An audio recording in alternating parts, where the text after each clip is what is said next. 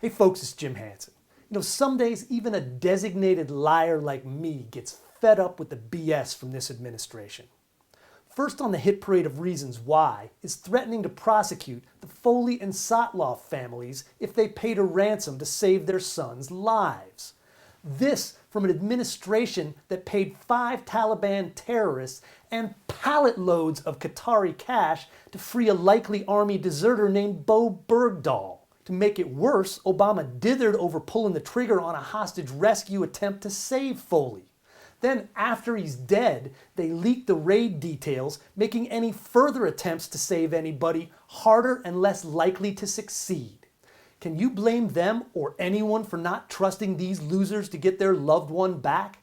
I wholeheartedly support the U.S. government policy of not negotiating with terrorists.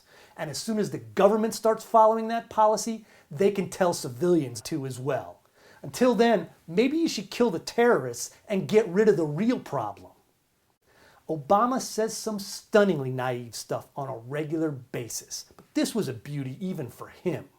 In a national security meeting, he said maybe, instead of cutting the heads off their hostages, ISIS could have sent them toddling home with notes pinned to their chests saying, "None of your business." Seriously? What is this, first frickin' grade? Maybe they could have made him some falafel and hummus sandwiches cut in little triangles too. Next, amazing strategist Obama goes from no strategy for ISIS to the underpants gnome strategy for ISIS. First degrade, then destroy. Notice he didn't say defeat, that'd be too much commitment. And we either are or aren't at war with ISIS like we are or aren't at war with Al-Qaeda.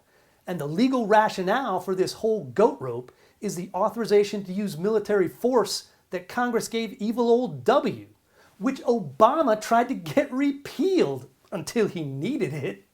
And bottom line is, that's a hunting license for Al-Qaeda. Both Al-Qaeda and Obama have claimed that ISIS isn't part of Al-Qaeda. It would be fair to question whether their intention was to discredit any American intervention anytime, anyplace, anywhere.